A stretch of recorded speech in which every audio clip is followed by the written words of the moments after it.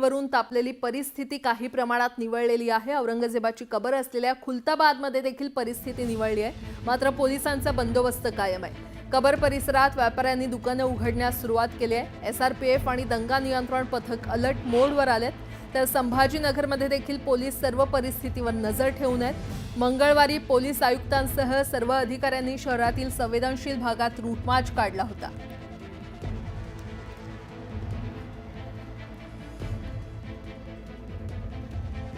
आणि या संदर्भात अधिक माहिती देत आहेत आमचे प्रतिनिधी सिद्धार्थ गोदाम सध्या आपल्यासोबत जोडले गेलेले आहेत।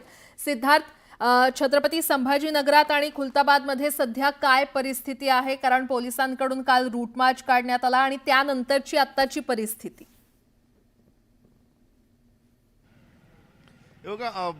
औरंगजेबाच्या कबरीवरून नागपुरात दंगल उसळली। ज्या पद्धतीने ती दंगल आता शांत झालेली आहे, त्याच पद्धतीने छत्रपती संभाजीनगर असेल किंवा खुलताबाद असेल, या दोन्ही ठिकाणची परिस्थिती निवळण्यास सुरुवात झालेली आहे। मात्र या सगळ्या परिस्थितीवर पोलीस बारीक नजर ठेवून मी आता खुलताबादच्या समोर आहे, ज्या ठिकाणी कबर आहे औरंगजेबाची, आणि आपण बघतोय की इथं दुकानंही खुलायला सुरुवात केलेली, दुकानं उघडायला सुरुवात केलेली आहे। आणि सकाळपासून काही प्रमाणात एका दुका जे आहे पर्यटक सुद्धा या ठिकाणी आलेला दिसतो आहे। थोड्या वेळात हे मार्केट पूर्ण खुलेल असं दिसत आहे।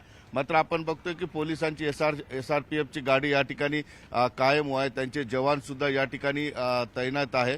दुसरीकडे दंगा नियंत्रण गाडी सुद्धा या ठिकाणी जी आहे तैनात करण्यात आलेली आहे। काही फुलाचे दुकान सुद्धा या ठिकाणी उघडलेले आहेत। ही सगळी दुकानं उघडण्याची शक्यता आहे, कारण जे काय बॅरिगेटिंग करण्यात आलं होतं त्या बॅरिगेटिंगच्या याच्यावरून बघतोय आपण सामान्य गाड्या सुद्धा नागरिकांच्या यायला सुरुवात झालेली आहे।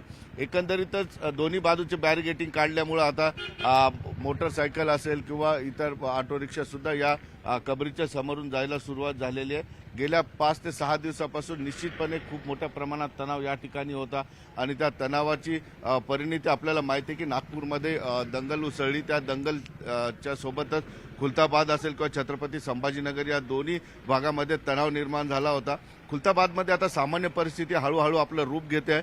मात्र छत्रपती संभाजीनगर शहर सुद्धा फार संवेदनशील शहर आहे। मात्र पोलीस कसल्याही पद्धतीचा निष्काळजीपणा दाखवायला तयार नाही, कारण मध्यरात्री छत्रपती संभाजीनगरमधील जेवढे संवेदनशील भाग होते त्या ठिकाणी स्वतः पोलीस आयुक्त, सर्व एसीपी, सर्व डीसीपी, सर्व पीआय फार मोठ्या प्रमाणात फौजफाटा घेऊन त्यांनी रूट मार्च केलेला आहे। एकंदरीतच परिस्थिती निवळण्यास सुरुवात झाली जरी असली तरी पोलीस कसल्याही पद्धतीची रिस्क घ्यायला तयार नाही, कारण छत्रपती संभाजीनगरमध्ये कधीही काहीही होऊ शकतं। अत्यंत संवेदनशील शहर आहे, त्यामुळे खुलताबाद असू देत किंवा छत्रपती संभाजीनगर असू देत, या दोन्ही ठिकाणी पोलिसांचा तगडा बंदोबस्त अजूनही आहे। बरं सिद्धार्थ, वेळोवेळी तुमच्याकडून अपडेट घेत राहू। तुर्तास धन्यवाद या सविस्तर माहितीसाठी।